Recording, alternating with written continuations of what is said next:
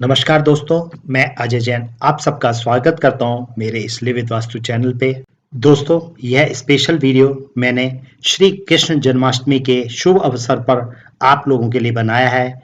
इसमें मैं जन्माष्टमी के बारे में और श्री कृष्ण भगवान का वास्तु के साथ कितना गहरा संबंध है उसके बारे में बताऊंगा। श्री कृष्ण जन्माष्टमी हिंदू धर्म का एक बहुत इम्पोर्टेंट पर्व है और यह हमारे देश में बड़े धूमधाम के साथ मनाया जाता है।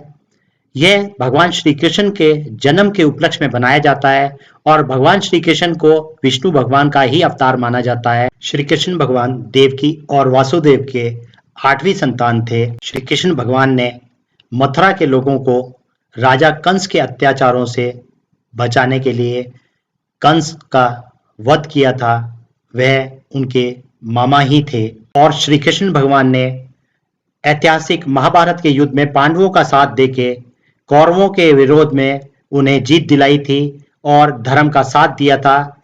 और श्री कृष्ण भगवान ने अर्जुन को भी गीता का उपदेश दिया था, जिससे उसे युद्ध करने की प्रेरणा मिली थी। आज भी भगवत गीता की जो सीख है वह हमारे जीवन को बेहतर बनाने के लिए बड़ी यूजफुल है।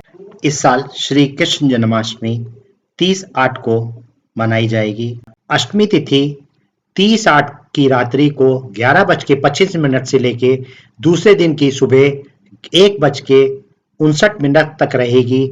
और जन्माष्टमी के दिन पूजा का सबसे अच्छा समय मध्य रात्रि में होता है। वह 30/8 की रात्रि को 11:59 से लेके नेक्स्ट डे की सुबह 12:44 तक रहेगा। रोहिणी नक्षत्र 30/8 की सुबह 6:39 से लेके दूसरे दिन की सुबह 9:44 तक रहेगा। जन्माष्टमी के दिन मध्य रात्रि में जब श्री कृष्ण भगवान की पूजा की जाती है तो उनका अभिषेक पंचामृत से किया जाता है। यह बहुत शुभ माना जाता है। यह शहद, दूध, दही और गाय का घी और गंगा जल का मिश्रण होता है। अष्टमी के दिन श्री कृष्ण भगवान के बाल गोपाल रूप को झूले में बैठाकर झुलाने की भी परंपरा है। जन्माष्टमी के दिन उपवास रखना बड़ा शुभ माना जाता है। इससे घर में खुशी आती है और प्रॉस्पेरिटी भी आती है। जन्माष्टमी के दिन श्री कृष्ण भगवान की पूजा घर के ईशान्य कोण में करना सबसे शुभ माना जाता है। अब मैं श्री कृष्ण भगवान के संबंधित कुछ वास्तु टिप्स हैं उसको शेयर करना चाहूंगा। While doing puja, keep Bal Gopal statue in the northeast direction of your house. Statue should face towards east or west direction but never south direction. जब हम बाल गोपाल की पूजा करते हैं हमारे घर में तो उसे नॉर्थ ईस्ट यानी कि ईशान्य कोण में करना अच्छा माना जाता है और उनका मुख कभी भी ईस्ट और वेस्ट डायरेक्शन में ही होना चाहिए, साउथ में नहीं होना चाहिए। दूसरी टिप है, keeping A Lord Krishna statue in the north east direction of your home brings wealth and prosperity.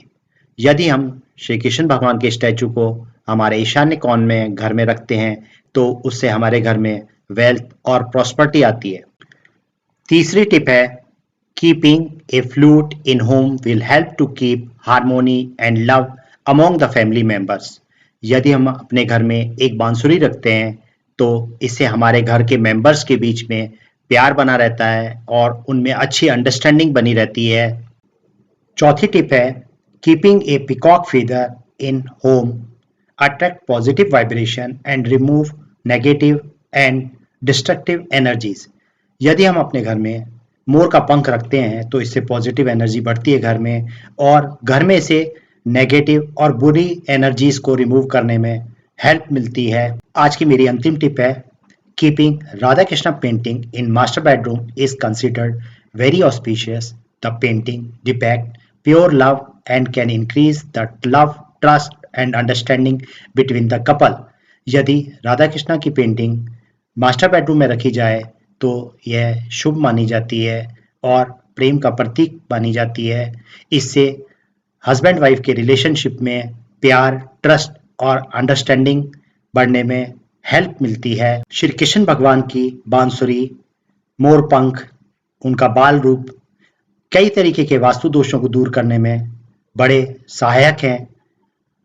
और आप सभी को जन्माष्टमी की मैं बहुत बहुत शुभकामनाएं देता हूं। इसी के साथ आज के सेशन का अंत करता हूं। धन्यवाद दोस्तों। यदि आपको अच्छा लगा हो तो आप इसे लाइक कीजिए, सब्सक्राइब कीजिए और अपने दोस्तों के साथ शेयर कीजिए।